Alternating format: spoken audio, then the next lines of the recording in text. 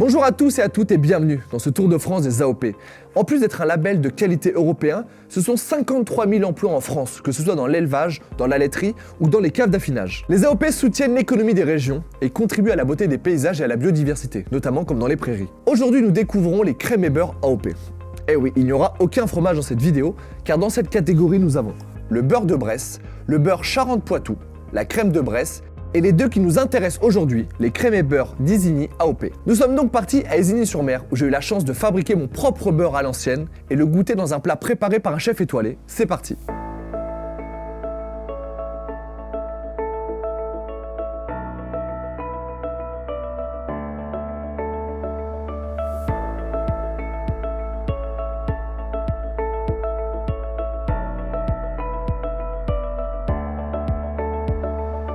Les amis, nous voici à Picoville, en Normandie, chez Max. Merci de nous recevoir. De rien. Est-ce que tu peux nous expliquer un petit peu où on est? Picoville, donc c'est au cœur du Cotentin. Il caille chez toi.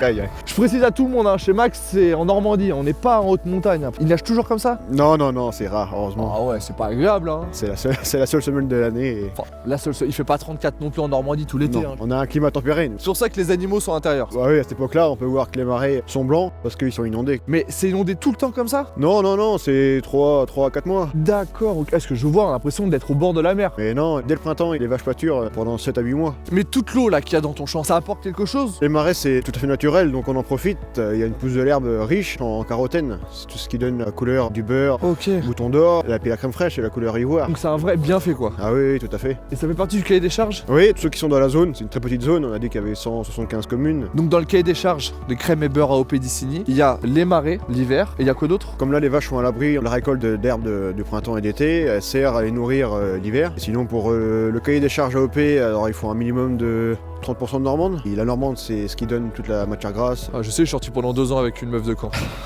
Je te dis la vérité, c'est vrai. Bref, ok, 30% de vaches normandes, donc le lait un peu gras. Donc, dans le cahier des charges AOP, il faut 35 arts par vache. Est-ce que le fait que les vaches produisent du lait d'une herbe très spécifique, il a un goût ce lait? Bien sûr, il est plus riche en matière grasse, c'est plus épais, plus fort. Bah tu sais quoi, là je vais aller tout de suite retrouver un spécialiste du barattage. Tu sais faire ça? J'ai su faire. J'ai su faire, t'as vieilli. T'as changé Max, j'ai vu que t'avais un peu vieilli, c'est dommage. Claude, j'ai une question. Qu'est-ce que c'est que ça? Ce moulin, ou je ne sais même pas comment on appelle ça. C'est une baratte à beurre. Tout simplement, Oui. ok. À force de tourner, que les globules de matière grasse vont s'entrechoquer les uns derrière les autres et on va obtenir le beurre après une demi-heure, 3/4 d'heure. Ah oui, quand même. On utilise encore ces machines-là. Elles sont un peu plus sophistiquées. Elle date de combien celle-là? Celle-ci, elle est juste d'après-guerre. Est-ce que je peux te voir à l'action? Je sais pas du tout ce que tu vas faire. J'ai commencé à homogénéiser la crème. Je vais la mettre dans la baratte. Là, par exemple, j'ai à peu près 5 kg et j'aurai 2,5 kg de beurre. Donc c'est moitié moins. Allez! On parle le même langage, Claude. Le langage beurré. On m'a dit Claude il va baratter. En vrai c'est moi qui baratte là. Bah oui. J'ai l'impression qu'il se passe rien. Ah mais là, il faut attendre. Au fur et à mesure qu'on va avancer dans le temps, elle va monter en chantilly, on va doubler de volume. Exactement, et on voit que ça devient plus épais. Et au fur et à mesure que tu vas tourner, on va entendre la crème dans la baratte et on va dire la crème, elle chante. On entend déjà là. Ah ouais. Là en vrai c'est jouissif, le bruit, l'odeur. Bon mon Claude, t'es témoin que c'est moi qui a baratté depuis tout à l'heure, tu vas pas aider. Je jure. Je sens que déjà la poignée c'est beaucoup plus dur. Oh! Chantilly. Là ça peut être pire que ça là? Plus dur encore? Ah oui. Ah bah à la fin j'ai plus le bras je pense. Elle va monter, puis après elle va tomber. On commence à apercevoir le bois. Ça veut dire que le lait est crémé, le beurre. Commence à se détacher. C'est ultra liquide. Et après, tu vas plus pouvoir tourner, ça va bloquer. Là ça devient dur. Ou alors c'est la fatigue. Il est beau là le beurre. Je vais extraire le beurre et ensuite malaxer. Tu m'as mis de la crème, je t'ai fait du beurre. Ah ouais. C'est incroyable. Quoi? C'est tout? Je vais faire un demi-sel. Oh ouais, s'il te plaît.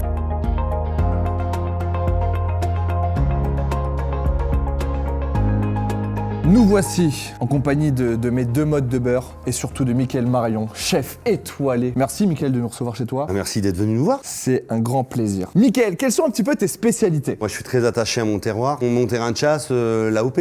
Ma cuisine tourne autour, chaque saison, des herbes sauvages, des fleurs. Je cueille beaucoup dans les marais du Cotentin. On a visité ça tout à l'heure, je pensais pas que c'était autant inondé. Tous les hivers, ouais, c'est comme ça, c'est chouette. Moi j'ai hâte qu'on goûte. Par quoi on commence? Alors moi, je serais parti, tu vois, sur le beurre doux. J'aurais passé au beurre demi-sel et j'aurais fini par la crème. Eh ben je vais faire comme tu le dis. Je vais goûter mon beurre.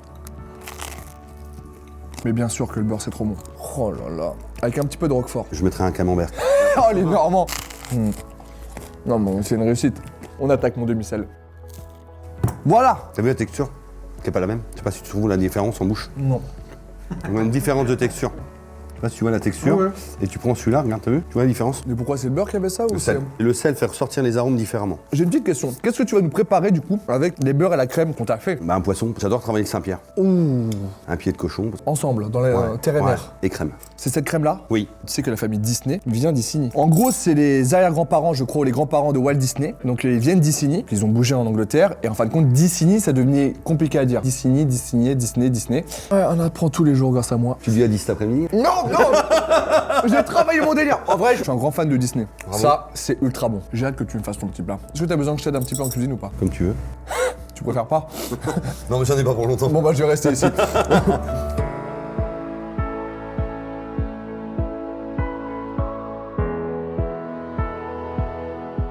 Qu'est-ce que tu nous as préparé? Je t'ai vu faire des petits gestes en cuisine, pince à épiler, petits liquides et tout. Pied de cochon. Pied de cochon. On a un voile de crème dessus. C'est ce qui va apporter avec le pied de cochon le côté gras en fait. Et puis on termine avec le Saint-Pierre, le petit mélange, toute la cueillette.